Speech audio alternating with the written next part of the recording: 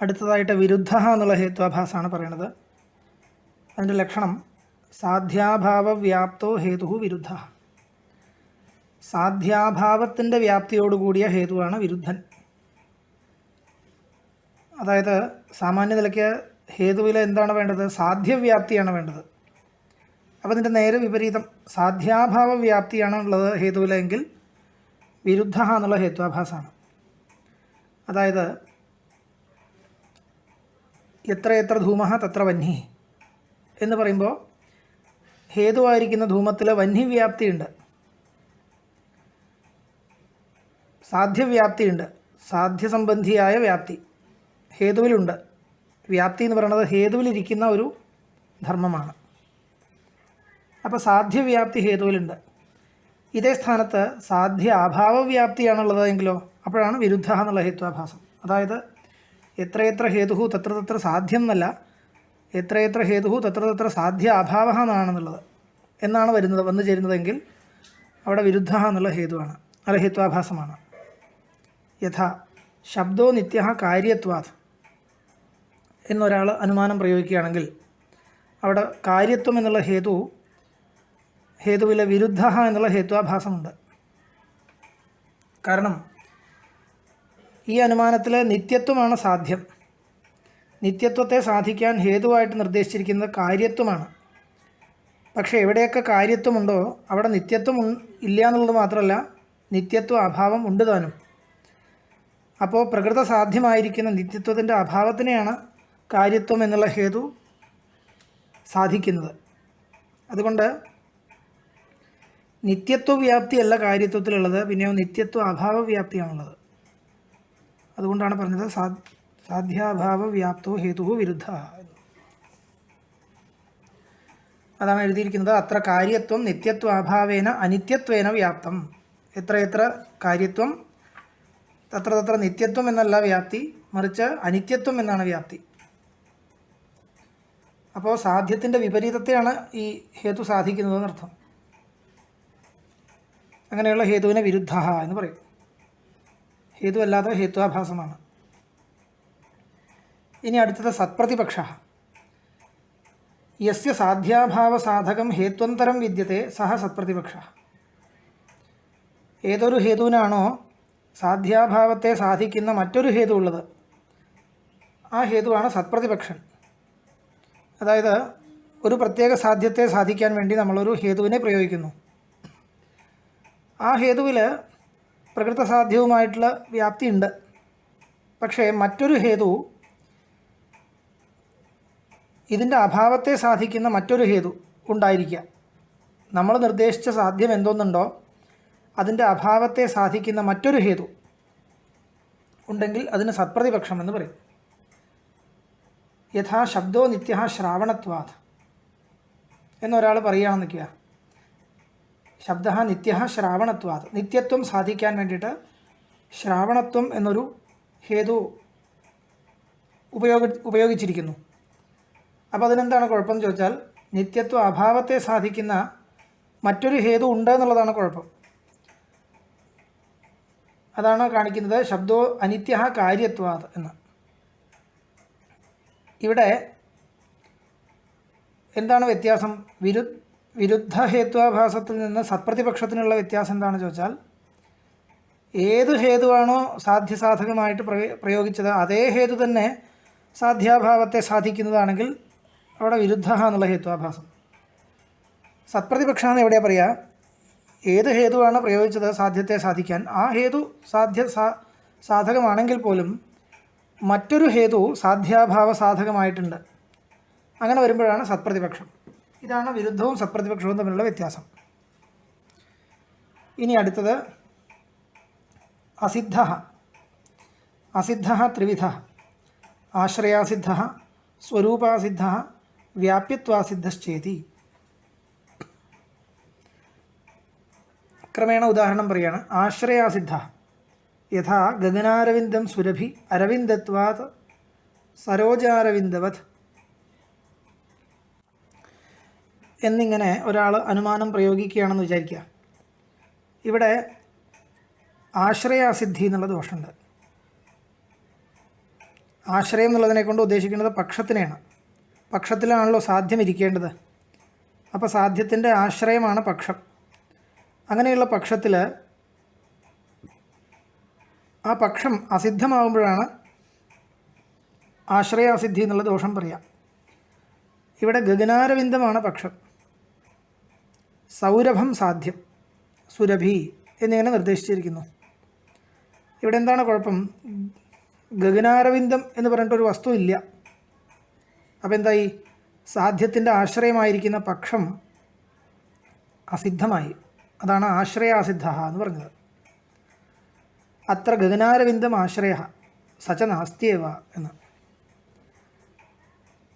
ഇനി അടുത്തത് സ്വരൂപാസിദ്ധ. സ്വരൂപാസിദ്ധ എന്ന് പറഞ്ഞു കഴിഞ്ഞാൽ പക്ഷത്തിൽ ഹേതു ഇല്ലാതിരിക്കുക. പക്ഷത്തിൽ ഹേതു ഇല്ലാതിരുന്നാൽ സ്വരൂപാസിദ്ധ എന്നുള്ള ഹേത്വാഭാസമാണ്. ഉദാഹരണം പറയുകയാണ്, ശബ്ദോ ഗുണ ചാക്ഷുഷത്വാത് രൂപവത്. ഇവിടെ ശബ്ദമാണ് പക്ഷം, ഗുണത്വം സാധ്യം, ചാക്ഷുഷത്വം ഹേതു.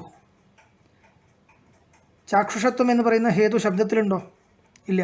ചാക്ഷുഷത്വം എന്ന് പറഞ്ഞാൽ ചക്ഷുസ്സുകൊണ്ട് അറിയാൻ കഴിയൽ, ചക്ഷുരിന്ദ്രിയ പ്രത്യക്ഷ യോഗ്യത്വം, ചക്ഷുരിന്ദ്രിയ ജന്യ പ്രത്യക്ഷ യോഗ്യത്വം, അതാണ് ചാക്ഷുഷത്വം. ചക്ഷുസ്സുകൊണ്ട് അറിയാൻ സാധിക്കുക എന്നുള്ള അവസ്ഥ. ശബ്ദം ചക്ഷുസ്സുകൊണ്ട് അറിയാൻ സാധിക്കില്ല, അതുകൊണ്ട് ചാക്ഷുഷത്വം ശബ്ദത്തിലില്ല. അതുകൊണ്ട് പക്ഷത്തിൽ ഹേതു ഇല്ലാത്തത് കൊണ്ട് സ്വരൂപാസിദ്ധ എന്നുള്ള ഹേത്വാഭാസമാണ് ഇത്. അത്ര ചാക്ഷുഷത്വം ശബ്ദേ നാസ്തി ശബ്ദസ്യ ശ്രാവണത്വാത്. ശബ്ദത്തിൽ ശ്രോത്രേന്ദ്രിയ ഗ്രാഹ്യത്വമാണ് ഉള്ളത്, ചക്ഷുരേന്ദ്രിയ ഗ്രാഹ്യത്വമല്ല. ഇനി അടുത്തത് വ്യാപ്യത്വാസിദ്ധ എന്നുള്ള ഹേത്വാഭാസമാണ്. അതിൻ്റെ ലക്ഷണം സോപാധികോ ഹേതുർവ്യാപ്യത്വാസിദ്ധ. ഉപാധിയോട് കൂടിയ ഹേതുവാണ് വ്യാപ്യത്വാസിദ്ധൻ. എന്താണ് ഈ ഉപാധി എന്ന് പറഞ്ഞാൽ, സാധ്യവ്യാപകത്വേ സതി സാധനാവ്യാപകത്വം ഉപാധിത്വം. ഉപാധിയുടെ ലക്ഷണം പറയുകയാണ്. അനുമാനത്തിൽ ഉപാധി ഉണ്ടായിരിക്കരുത്, ഉണ്ടായിക്കഴിഞ്ഞാൽ ഹേതു സോപാധികമാവുന്നു. അപ്പോൾ എന്താണ് ഉപാധി എന്ന് പറയുകയാണ്? സാധ്യവ്യാപകത്വേ സതി സാധനാവ്യാപകത്വം, ഇതാണ് ഉപാധിത്വം. ഇനി വീണ്ടും അതിനെ വിശദീകരിക്കുകയാണ്. സാധ്യവ്യാപകത്വം എന്ന് പറഞ്ഞാൽ എന്താണ്? സാധ്യ സമാനാധികരണ അത്യന്താഭാവ പ്രതിയോഗിത്വം സാധ്യവ്യാപകത്വം, സാധനവന്നിഷ്ഠ അത്യന്താഭാവ പ്രതിയോഗിത്വം സാധനാവ്യാപകത്വം. ഇതതിൻ്റെ പരിഷ്കൃത രൂപമാണ്. അത് പറയുന്നതിന് മുമ്പ് അതിൻ്റെ സാമാന്യ അർത്ഥം മനസ്സിലാക്കണം. ഇപ്പോൾ പർവ്വത ധൂമവാൻ വന്യമത്വാത് എന്ന് പറഞ്ഞു നോക്കിയാൽ തിരിച്ചു പറയുക. അതായത് പർവ്വതോ വന്യമാൻ ധൂമവത്വാത് എന്ന് പറഞ്ഞാൽ ശരിയായിട്ടുള്ള ഹേതുവാണ്.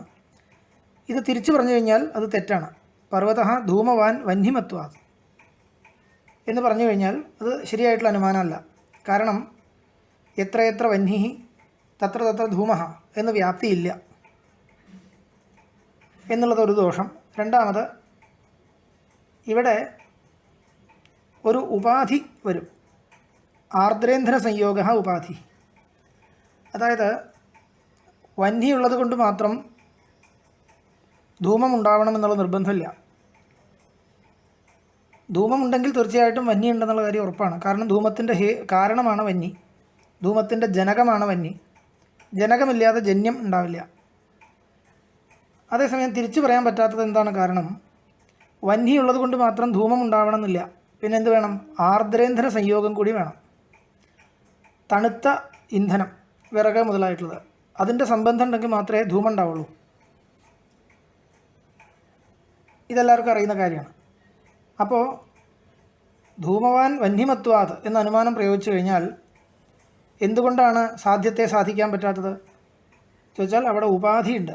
വന്നി എന്ന് പറയുന്ന ഹേതു ഉള്ളത് കൊണ്ട് മാത്രം ധൂമം എന്ന സാധ്യമുണ്ടെന്ന് സാധിക്കാൻ കഴിയില്ല. മറിച്ച് വന്യയോടൊപ്പം ആർദ്രേന്ദ്ര സംയോഗം കൂടി ഉണ്ടെങ്കിൽ മാത്രമേ ധൂമമുണ്ടെന്ന് സാധിക്കാൻ പറ്റൂ എന്നുള്ളതാണ് വിഷയം.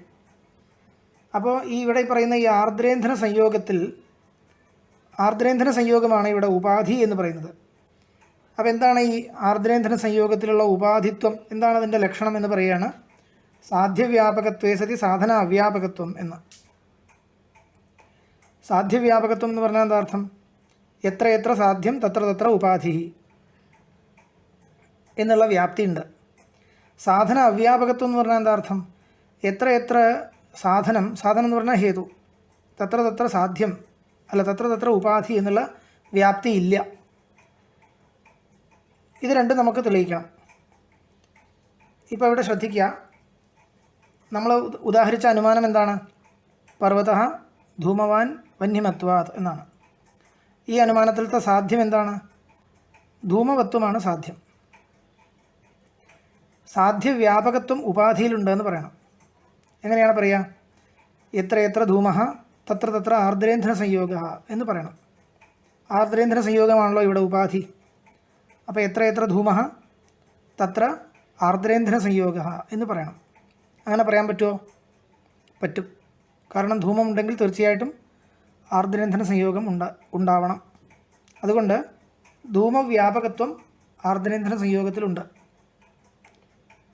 വ്യാപകം വ്യാപ്യം എന്നീ രണ്ട് സംജ്ഞകൾ മനസ്സിലാക്കണം. അത് പിന്നീട് പറയാം. എന്തായാലും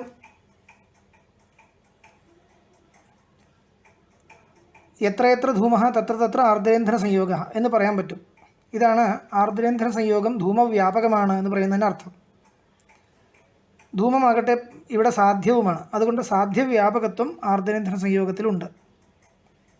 അടുത്തതായിട്ട് സാധന അവ്യാപകത്വം ഉണ്ട് എന്ന് പറയണം. അതായത് സാധന വ്യാപകത്വം ഇല്ല എന്ന് കാണിക്കണം. അതായത് എത്രയെത്ര സാധനം തത്ര തത്ര ഉപാധി എന്നുള്ള വ്യാപ്തി ഇല്ല എന്ന് കാണിക്കണം. സാധനം എന്ന് പറഞ്ഞാൽ ഇവിടെ ഹേതുവിനെയാണോ ഉദ്ദേശിക്കുന്നത്? ഈ അനുമാനത്തിലെ ഹേതു ഏതാണ്? പർവ്വതഃ ധൂമവാൻ വന്യമത്വാത് എന്നല്ലേ പറഞ്ഞത്. അപ്പോൾ വന്യമത്വമാണ് ഹേതു. വന്യമത്വം എന്ന് പറഞ്ഞാൽ വന്നി തന്നെ അർത്ഥം. അപ്പോൾ ഈ വന്നി എന്ന് പറയുന്ന ഹേതു അല്ലെങ്കിൽ സാധനം എവിടെ ഉണ്ടോ അവിടെയൊക്കെ ആർദ്രേന്ദ്ര സംയോഗമുണ്ട് എന്ന് പറയാൻ പറ്റുമോ? എത്ര എത്ര വന്നി തത്ര തത്ര ആർദ്രേന്ദ്ര സംയോഗ എന്ന് പറയാൻ പറ്റുമോ? പറയാൻ പറ്റില്ല. കാരണം തപ്ത അയപ്പിണ്ടത്തിൽ ഇരുമ്പ് ചുട്ടുപഴുത്ത് കഴിഞ്ഞാൽ അവിടെ വന്നിയുണ്ട്, പക്ഷെ പുകയുന്നില്ല എന്നല്ല, ആർദ്രേന്ദ്ര സംയോഗവും ഇല്ല. അപ്പോൾ ഇവിടെ എന്ത് വന്നു ചോദിച്ചാൽ എത്ര എത്ര വന്നി അയപ്പിണ്ടേ തപ്ത അയപ്പിണ്ടേ അല്ലെങ്കിൽ തപ്ത അയോഗോളകെ എന്ന് പറയാം. തപ്ത അയോഗോളകം എന്ന് പറയും. തപ്ത അയോഗോളകെ വന്യരസ്തി തത്ര ആർദ്രേന്ദ്ര സംയോഗ അസ്തി വാ നാസ്തി. അതുകൊണ്ട് എത്ര എത്ര വന്നി തത്ര തത്ര ആർദ്രേന്ദ്ര സംയോഗ എന്ന് പറയാൻ പറ്റില്ല. അതുകൊണ്ട് സാധന അവ്യാപകത്വം ആർദ്രേന്ദ്ര സംയോഗത്തിലുണ്ട്. ഇതാണ് പറഞ്ഞത്. ഇപ്പോൾ സാധ്യവ്യാപകത്വവും ഉണ്ട് ആർദ്രേന്ദ്ര സംയോഗത്തിൽ, സാധന അവ്യാപകത്വവുമുണ്ട്. അതുകൊണ്ട് ആർദ്രേന്ദ്ര സംയോഗത്തെ നമുക്ക് ഉപാധി എന്ന് വിളിക്കാൻ സാധിക്കും. ഇനി അതിൻ്റെ തന്നെ പരിഷ്കൃത രൂപം പറയുകയാണ്. സാധ്യവ്യാപകത്വം എന്ന് പറഞ്ഞാൽ എന്താണെന്ന് പറയുകയാണ്. സാധ്യ സമാനാധികരണ അത്യന്താഭാവ അപ്രതിയോഗിത്വം സാധ്യവ്യാപകത്വം.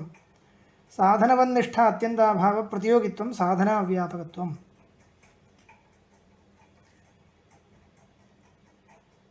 സാധ്യം ധൂമഃ സാധ്യ സമാനാധികരണഃ യഃ അത്യന്താഭാവः ഇത്യുക്ते ആർദ്രേന്ദ്ര സംയോഗോ നാസ്തി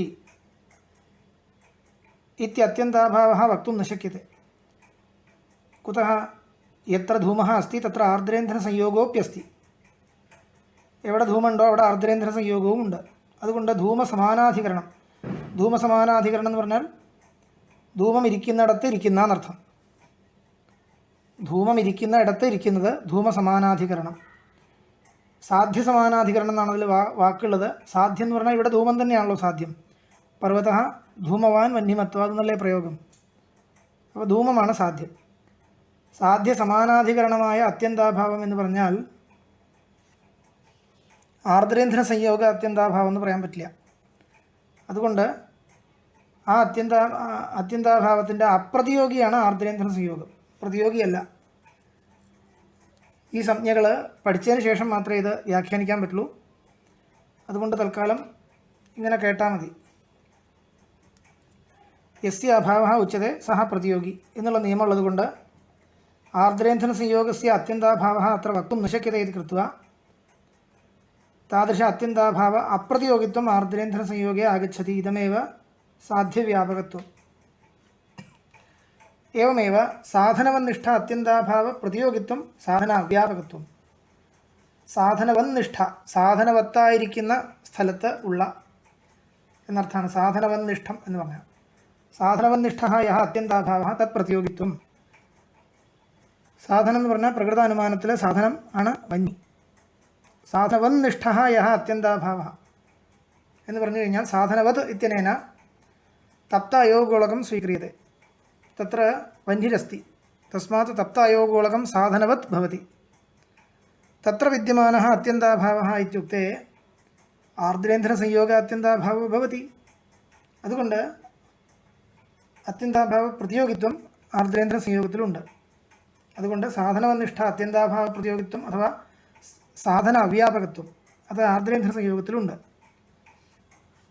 അതാണ് ഇതിൽ എഴുതിയിരിക്കുന്നത്. യഥാ പർവ്വതോ ധൂമവാൻ വഹ്നേരിത്യത്ര ആർദ്രേന്ദ്രസംയോഗ ഉപാധി യത്ര ധൂമഃ തത്ര ആർദ്രേന്ദ്രസംയോഗ ഇതി സാധ്യവ്യാപകത യത്ര വഹ്നിഃ തത്ര ആർദ്രേന്ദ്രസംയോഗോ നാസ്തി അയോഗോളകേ ആർദ്രേന്ദ്രസംയോഗാഭാവാത്. ഏവം സാധ്യവ്യാപകത്വ സതി സാധനാവ്യാപകത്വാത് ആർദ്രേന്ദ്രസംയോഗ ഉപാധി.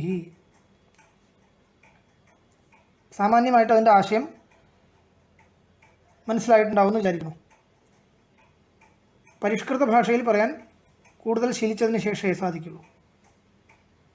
അപ്പോൾ ഇപ്രകാരം ഉപാധി ഉള്ളത് കൊണ്ട് തന്നെ പർവ്വതഃ ധൂമവാൻ വഹ്നേഃ എന്നുള്ള പ്രയോഗം അനുമാന പ്രയോഗം തെറ്റാണ്. ഇവിടെ വഹ്നി എന്ന് പറയുന്ന ഹേതു സോപാധികമാണ്. അതുകൊണ്ട് വ്യാപ്യത്വാസിദ്ധ എന്നുള്ള ഹേത്വാഭാസം അവിടെയുണ്ട്. ഇനി ഒടുവിലത്തെ ഹേത്വാഭാസം ബാധ. യസ്യ സാധ്യാഭാവഃ പ്രമാണാന്തരേണ നിശ്ചിതഃ സ ബാധിതഃ. ഏതൊരു ഹേതുവിൻ്റെയാണോ സാധ്യം ഇല്ല എന്നുള്ളത് പ്രമാണാന്തരേണ നിശ്ചയിക്കപ്പെട്ടിട്ടുള്ളത് ആ ഹേതു ബാധിതമാണ്. അതായത് പക്ഷത്തിൽ സാധ്യമില്ല എന്ന് നിശ്ചയിച്ചു കഴിഞ്ഞാൽ ഹേതുവിന് ബാധ എന്നുള്ള ഹേത്വാഭാസമുണ്ട്. പക്ഷത്തിലില്ലാത്ത സാധ്യത്തെ സാധിക്കാൻ പുറപ്പെട്ടിരിക്കുന്ന ഹേതുവാണല്ലോ അത്. അതുകൊണ്ട് യഥാ വഹ്നിഃ അനുഷ്ണഃ പദാർത്ഥത്വാത് ജലവത് എന്നൊരു അനുമാനം പ്രയോഗിച്ചു കഴിഞ്ഞാൽ ഇവിടെ വഹ്നിയാണ് പക്ഷം, അനുഷ്ണത്വമാണ് സാധ്യം. അനുഷ്ണത്വം വഹ്നിയിലില്ല. വഹ്നിയിൽ ഉഷ്ണത്വമാണുള്ളത്, അനുഷ്ണത്വമല്ല.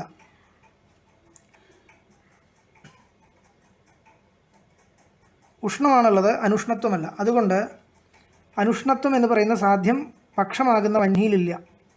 അതുകൊണ്ട് പക്ഷത്തിലില്ലാത്ത സാധ്യത്തെ സാധിപ്പിക്കാൻ പുറപ്പെട്ടിരിക്കുന്ന ഹേതു ബാധിതമാണ്.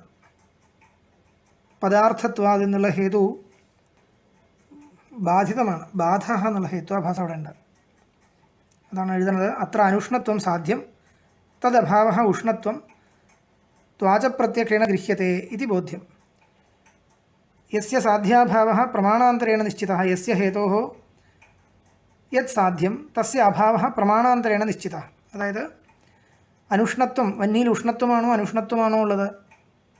ഉഷ്ണത്വമാണോ ഉള്ളത്, അനുഷ്ണത്വമല്ല എന്നുള്ളത് ത്വഗീന്ദ്രിയം കൊണ്ട് ഗ്രഹിച്ചിട്ടുള്ള കാര്യമാണ്. അതുകൊണ്ട് ഈ അനുമാനത്തിൽ ബാധമുണ്ട് എന്നിങ്ങനെ ഹേത്വാഭാസം നിരൂപിച്ചതോട് കൂടിയിട്ട് അനുമാന പ്രകരണം അവസാനിപ്പിച്ചിരിക്കുകയാണ്.